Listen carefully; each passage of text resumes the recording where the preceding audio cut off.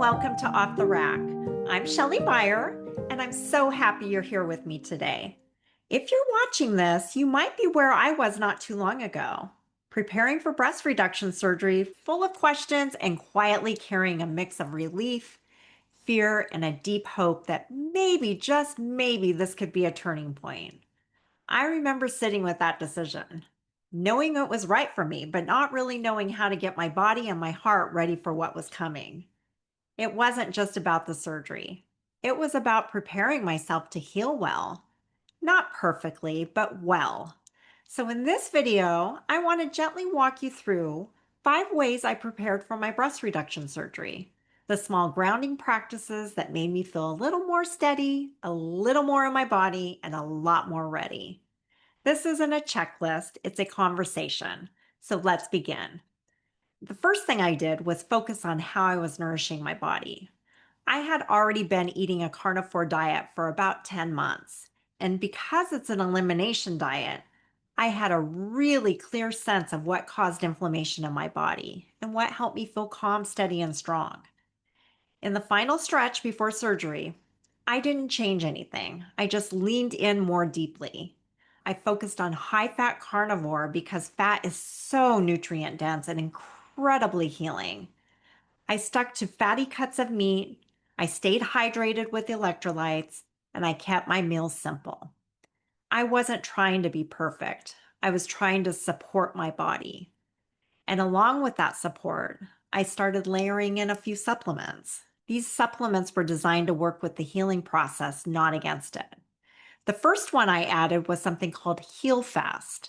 I used their pre-op formula during the week leading up to surgery, which is specifically designed to help your body handle the physical stress of surgery with antioxidants, amino acids, and nutrients that support tissue repair and immune balance. Then, right after surgery, I switched to the post-op formula, which continued that support through the most important early days of recovery.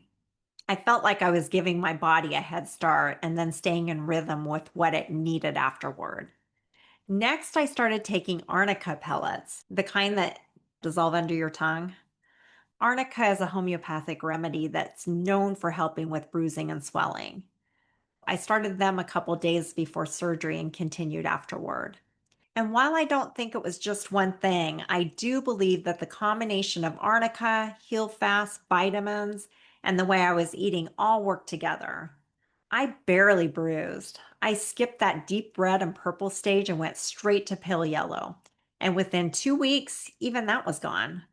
After that, I made sure to take liposomal vitamin C because vitamin C helps your body produce collagen, which is what your skin and tissues need to rebuild. I chose the liposomal form because it absorbs so much more easily than regular vitamin C. I took it before surgery and kept it going afterward, and I truly believe it helped my incisions heal faster and reduced the overall inflammation. And finally, I stayed consistent with my vitamin D3 and K2. These two work together. Vitamin D3 supports your immune function and helps regulate inflammation, both of which are really important during recovery. And K2 helps guide calcium into your bones where it belongs instead of your soft tissues. I'd already been taking them for a while, but I didn't skip a beat after surgery. And that consistency made a big difference. So again, it wasn't just one thing. It was the way everything worked together. The high-fat carnivore, the thoughtful supplements, the gentle support. I gave my body what it needed, and in return, it showed up for me in a way that felt strong and steady. The next thing I focused on was clearing my space in my life. I did clear my calendar, and honestly, I needed to. I stopped working a couple weeks leading up to surgery and let go of anything that pulled on my energy or focus. But it wasn't about isolating. It was about making room to prepare, to ground, and to move at a slower, more peaceful pace. I went into what felt like a hibernation mode. I prepped my home, got my bedding ready, ordered recovery items like pillows, surgical bras, supplements, and all the other post-op essentials. And right along with that, I took care of all the medical prep. I had a few pre-op appointments, got an EKG, and even scheduled a mammogram. Not because it was required, but because it gave me peace of mind. I wanted to know that I was entering this new chapter informed. So, yes, I cleared my calendar, but I did it to prepare in peace, practically, spiritually, and emotionally. And with all the outside things in place, the appointments made, the supplies ordered, the house ready, I realized that there was one more space I hadn't fully prepared yet: my relationship with my own body. That's when I realized I had been carrying resentment in my body for years. The weight, the pain, the way I'd learned to hide, it had all settled into me in quiet ways. So the next thing I did was start treating my body like a friend. And for me, that looked like standing in front of the mirror, gently pressing in on my chest and whispering, "Not too much longer."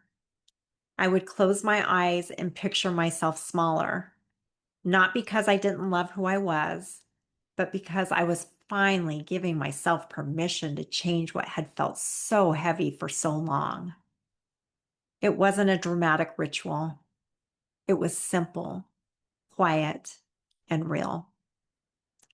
And over time, that moment of connection, of seeing myself and speaking kindly, created space for trust, not just in the surgeon, but in my body's ability to heal.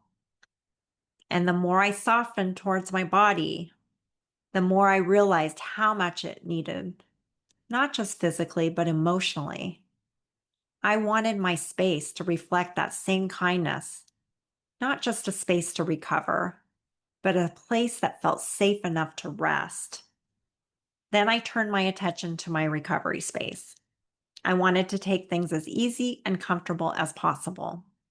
I ordered a pregnancy pillow and a 6-piece orthopedic wedge pillow set.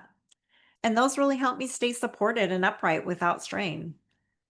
I also made sure to have a mastectomy pillow for the drive home and any travel. I didn't have breast pain or swelling, thankfully, but having that soft barrier between my chest and the seatbelt, it made me feel so much more secure. It really did give me peace of mind. One of the most helpful things I did was create a prescription spreadsheet. Between the medications from my doctor and all the vitamins and supplements I was taking, it was a lot to keep track of. And that spreadsheet was a game changer. It helped my husband so much because he was the one keeping me on schedule and dispensing everything. I didn't keep the medications right next to the bed. We kept them in a place that was convenient for him. That way, he could manage everything without us having to dig through bottles or second guess timing. It wasn't just about being comfortable. It was about creating a space and a system that helped both of us so that we felt more supported and calm, and that made a big difference. Little things like that, thoughtful prep, soft structure, and shared responsibility made the whole experience feel less overwhelming. It reminded me that healing doesn't have to be done alone or in chaos. It can be done with care. The last thing I did, and honestly the hardest, was letting people in. Asking for help doesn't come naturally to me. I've always been the one who could handle things, who figured it out, who pushed through. But preparing for this surgery required something different. And one of the biggest things was finding someone to care for my horse, not for a weekend, but for 6 weeks. That was a huge ask. And it forced me to open my hands, to trust someone else, and to let go of control in a way that felt deeply vulnerable. It wasn't just about logistics, it was emotional. There was grief and growth wrapped up in that part. I talk about it more in my podcast because for me, learning how to receive help wasn't just a step, it was a process. But even with all that discomfort, I allowed support in. I allowed my husband to care for me, to check in, to show up, to take on more so I could focus on healing. And when it came time to have my drains removed, I asked my sister to come and take me. and she drove over an hour and a half just to be there for that appointment. Letting people show up for me in small, specific, meaningful ways reminded me that support doesn't have to look dramatic to be powerful. Sometimes it's just someone standing beside you so you don't have to do it all alone.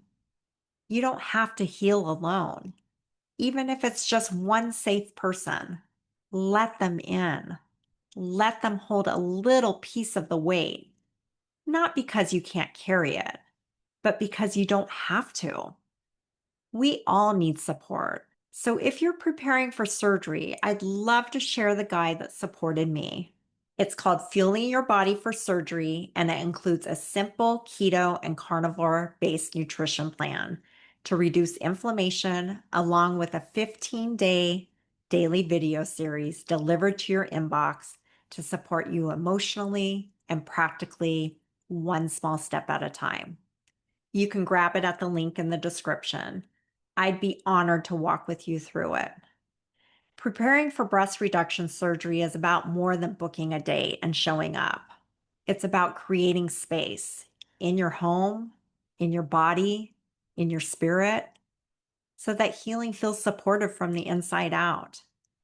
In the next episode, I'll be walking you through what really happens on breast reduction surgery day, from the moment you wake up to check-in to anesthesia to the recovery room. If you're wondering what to expect, that video will walk you through the experience gently and honestly. Until then, be gentle with your heart and kind to your body. And remember, you're not behind, you're becoming.